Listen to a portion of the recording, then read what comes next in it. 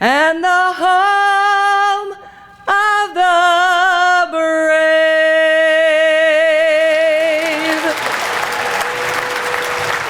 We're the Mississippi Municipal League. We're a private association that represents city, towns, and villages all over this state. We represent them through education and training and through lobbying at the legislature at the state and federal level. We're here for our 91st annual conference. We have almost 3,000 people in attendance this week for 3 days of concurrent sessions. We have over 70 concurrent sessions and roundtable discussions. We have a trade show of 270 booths, so it's just a time for them to learn and grow professionally and to network with each other and, of course, socialize and have fun. And we just want to appreciate what they do every day. When President Biden assumed office, we were relentless in our advocacy for direct relief to you, because you are the local leaders that know best what your communities need. And I'm so proud to say that we delivered $65.1 billion through the American Rescue Plan Act. And I want to say this, you made it happen. And guess what? Mississippi municipalities are getting $900 million of ARPA funds to help local governments stay afloat and to renew and change. Whether you're focusing on your water systems, your wastewater systems, vulnerable flood areas, or even replacing revenue loss during the pandemic, these dollars are important. If your community hasn't done so, I'd also encourage you to partner with other local governments in your region. This is an amazing time, and we can do this with these dollars. We weren't finished. Last November, our federal partners passed the bipartisan infrastructure law. It also helped local leaders to rebuild our roads, bridges, deal with the digital divide that exists in our communities. This was a direct result of a collaboration with MML, NLC, and other municipal leagues throughout America. There have been, I think $900 million was appropriated from the American Rescue Plan for cities across our state, and so that money is coming to them now, and the legislature has made a match available with some of the state money from ARPA. So right now we're trying to help them best decide how to address water, sewer, street infrastructure in their town, which is obviously a critical component of what they do every day in their town as far as probably services to their citizens. So we've spent a lot of time talking about that money and how best to utilize that and to make sure they spend it correctly. ARPA money, the American Rescue Funds, is going to help all of us tremendously, especially, I'm just going to use my city because I know what we're doing with it. We have really old infrastructure for our sewer lines, and they're caving in repeatedly. So I'm going to use the majority of my funding for lining the sewer pipes. And I've already got that all lined up and ready to go as soon as we have to go through a portal.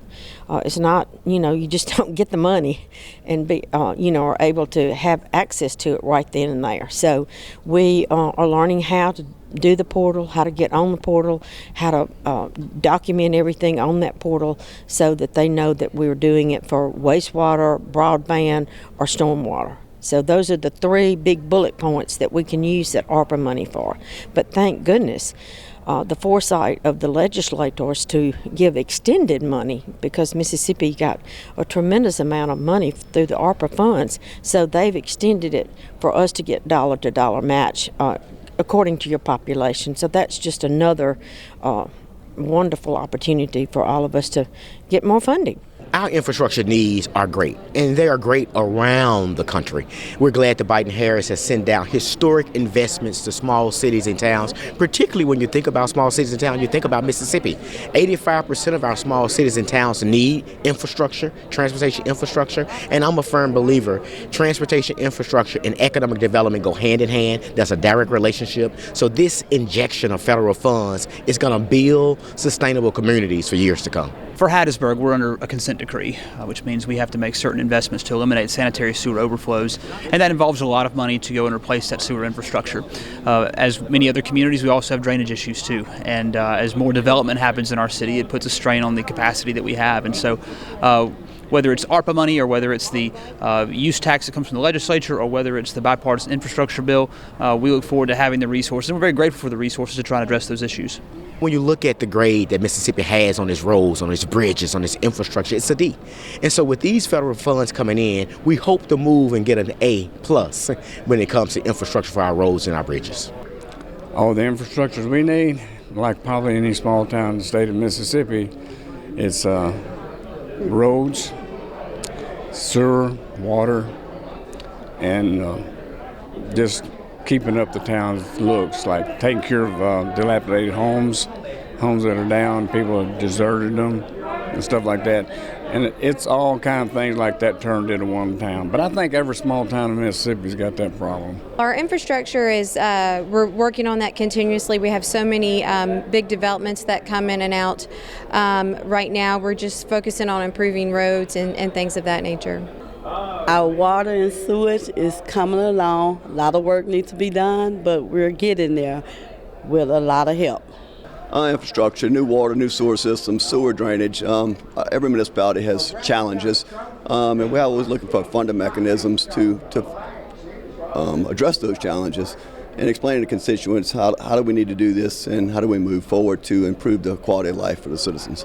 How are you planning to use your federal funds targeted for infrastructure? Drainage improvements. We have some sewer infrastructure improvements as well, but mostly a lot of drainage improvements. We do some new water wells, but really drainage is our biggest obstacles today that we'll be addressing. Like all communities, we have big infrastructure needs. We annexed some areas quite a few years ago that we still haven't provided sewer service to, so we're going to be using quite a bit of those ARPA funds and the matching funds from the legislature to fund those sewer projects and also water improvements. Well, right now we're working on some sewage issues and different things like that. We're actually expanding because we have new businesses coming into town, so that's some of the infrastructure we're working on right now, and our roads. We have a lot of sewer and water needs, and we recently got a grant, and we're working on drainage ditches and sewer at this time. How is the federal money going to be helping your community? Well, again, we're going to be using it for water. Our 3 water tanks are in poor condition, and one at a time we're going to have them drained, cleaned, and painted. Infrastructural things that I would like to see is the development of a river park along the Natchez. We certainly have promoted ourselves, the city on the bluffs, on the river. However, we need to put a park under the bluffs so that the public can access it. The other one is that on top of our bluffs on the north end, we have essentially an old Spanish parade ground, but we need the infrastructure of the electrical, the water, the lighting, the drainage, the sidewalks, the Wi-Fi, all of that stuff is infrastructure. We need to develop that so we can start this, increase our tourist attractions. First of all, water, sewer, streets, business, fire department. Pretty much the town of Webb almost need a complete overhaul. I'm from Lucedale, Mississippi, and we're a growing area, and we're busting at the seams. So our infrastructure, as far as our roads, are getting overcrowded, and then the housing becomes problems. And there's a lot of things you face, and all of a sudden you're facing all the extra traffic, then your income, well, how do you pay for all this? So we're facing some major challenges in our community. In my community, we have a lot of infrastructure needs, and we are currently working on a lot of infrastructure projects. Well, we're like any community. They're old and aged, and they are trying to figure out ways to redevelop or the water sewer systems that are just aged. We've got to come up with ways to refurbish them. And small communities have small budgets, and it's difficult. How are you planning to use your federal money? Well, we've got an engineering firm that is working with us on that is trying to figure out a way to take that as seed money and turn it into, more money. I guess you could say, is the way we're going about it with our community. Our main infrastructure is sewage and water. That's the main, and we are working on several grants. We are working on grants and everything, to try to implement that. A lot of problems that's been going on for years and years, and this team is stepping up to the plate to take care of our infrastructure, and any kind of grants and money that's available out there, we're trying to do it so we can get our town back in order.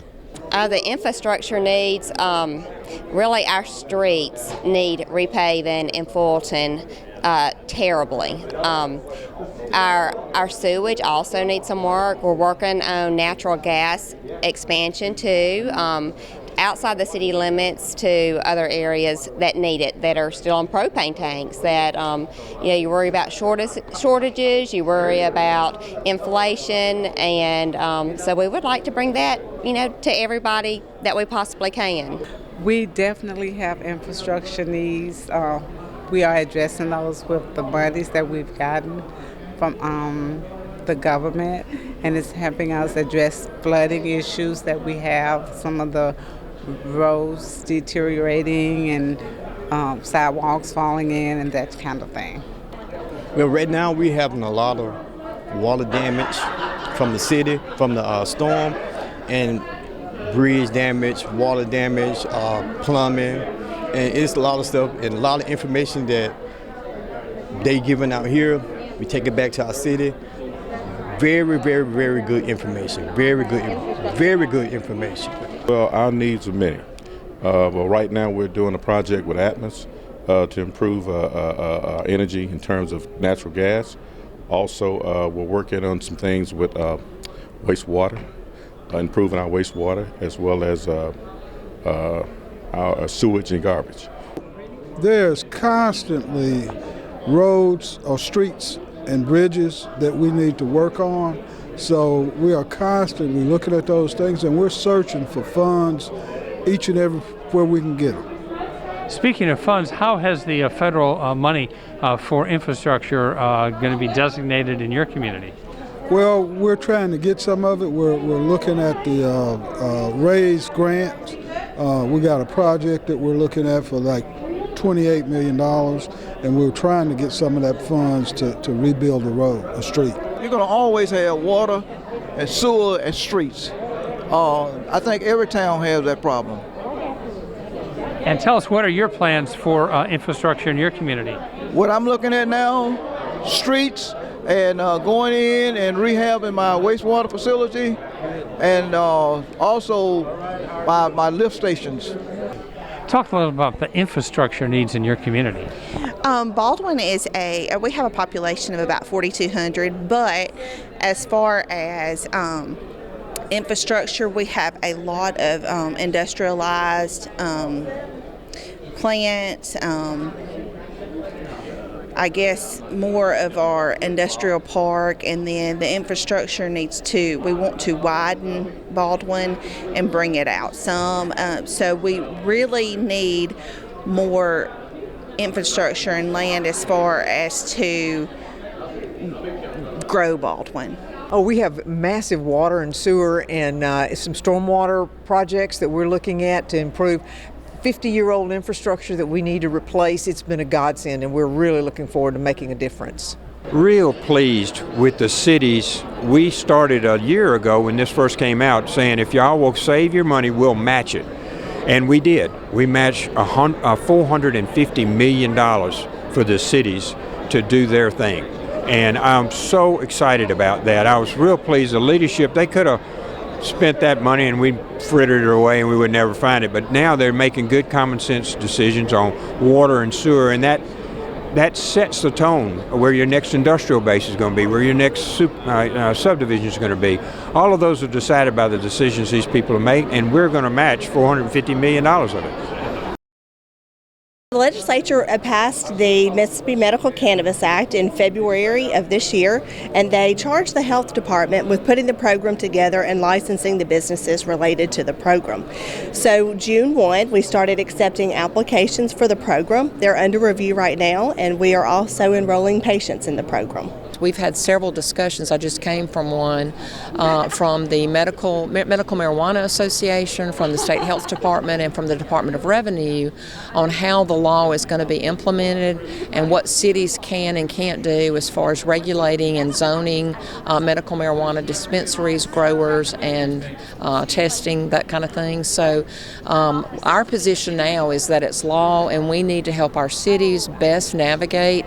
If they did not opt out, the law did allow cities to opt out of it. But for those who stayed in it, our job is to make sure that they stay within the law as far as how they regulate it, but that they regulate it to their fullest ability. Everyone has been different about the medical marijuana.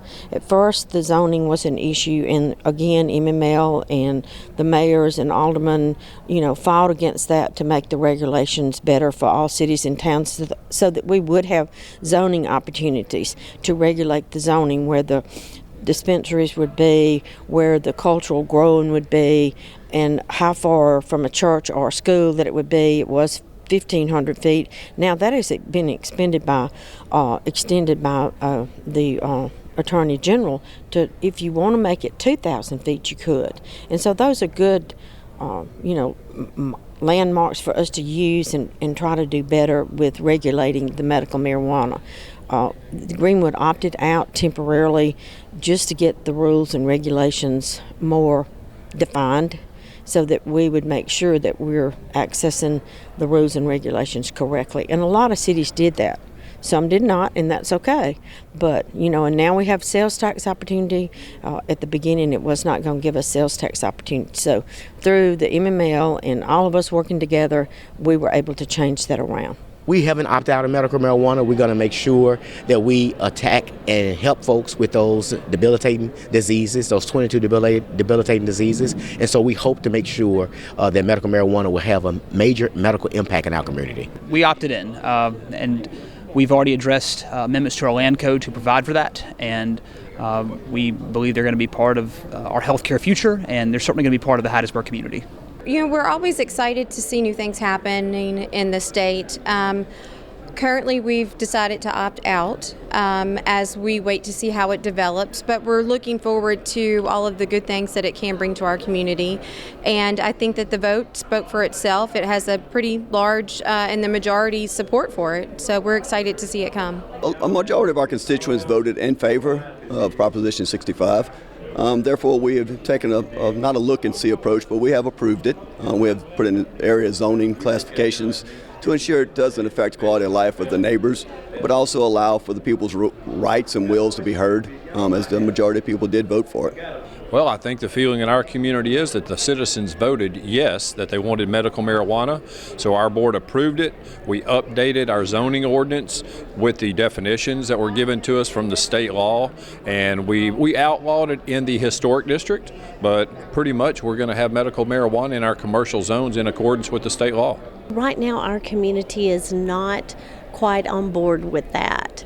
So we have an older community, so we're just not as, we haven't really decided, but I don't think right now we're going forward with that issue. The feeling of the board, we voted no at this time, but we can always come back and vote yes if we see that it's going to be a positive thing for our town and county. I think we supported it, and I think there were some restrictions on where it could be dispensed or retailed, and we wanted it in a recognized medical area of our city and not, just in the back of a convenience store or something like that. But I think that is I think Natchez, in my opinion, we were looking forward to it, and I mean in the sense that, it is legal and it is a, recognized medicine that it will be dispensed. Very good. Well, our community is kind of split on it. We opted out right now, and we'll be voting coming up in July as far as whether to accept a couple of the different areas. We'll bring it up in July meeting whether to have an ordinance to accept the dispensing and cultivation, and that vote will come up then. And our community kind of split on different areas where you see the income part of it, but also see, there are a lot of negative parts of it also. We opted in for the medical marijuana, really looking forward to see how it goes in our community and other communities. We opted out right now just to see exactly what it's going to do. I'm not against it if it's needed, but there was a lot of unanswered questions there, and we chose as a small community to opt out. Medical marijuana, Hazelhurst, we didn't opt out. Now that's a big tax base that's available and that's open up to the community and to business and investors. So we plan on growing, plan on selling, and any way we can get a tax base that can help us with our infrastructure and needs of the community. At first, we were all kind of a little weary about it, but the more we thought about it and the more we researched, it really is beneficial to those that need it.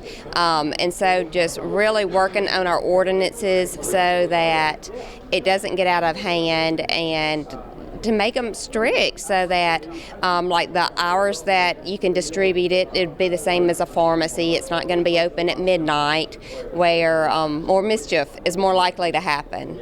I think they are totally for it if it is indeed for medicinal purposes. My constituents, they think it's good. You know, it's a good thing. As long as it's using it for the medical use, it's a good thing. Very, very good thing. A lot of people can use it. Well, I have engaged my constituents' feelings regarding medical marijuana. You know, it has its pros and cons, but if you want to ask me personally, I'm in favor of it.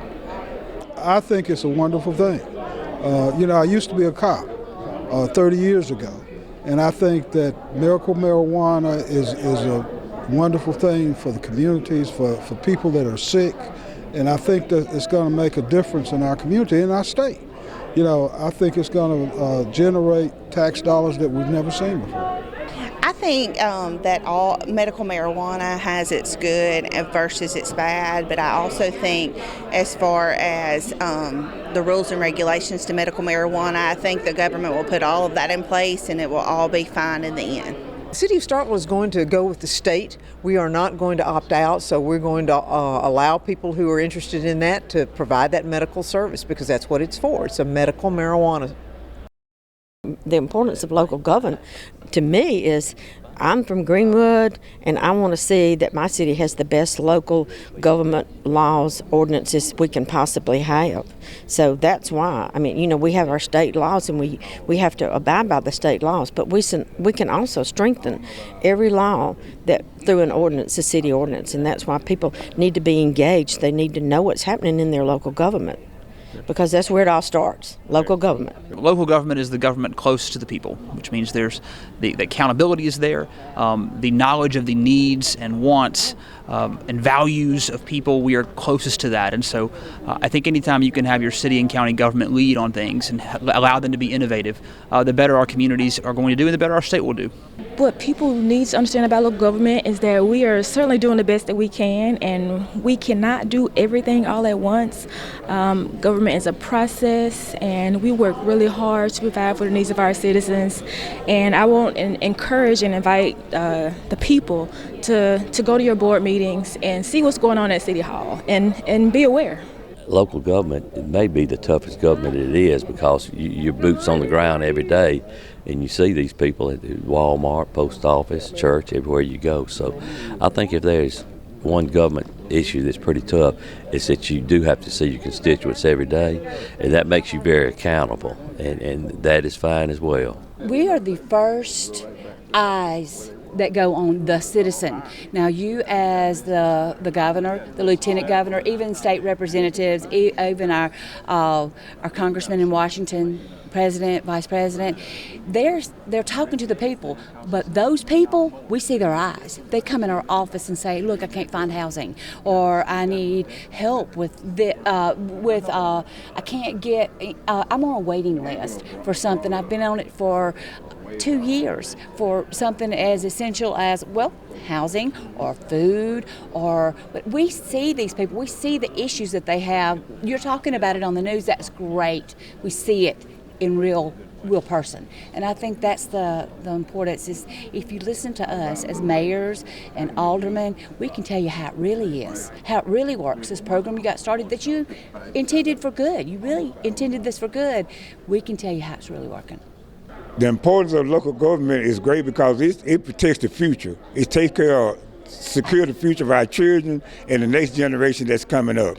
Even though we got a lot of stuff we're fixing now, but we're fixing things that's going to take care of the children 20 and 30 years from here, which been messed up 30 years ago, so we playing catch up.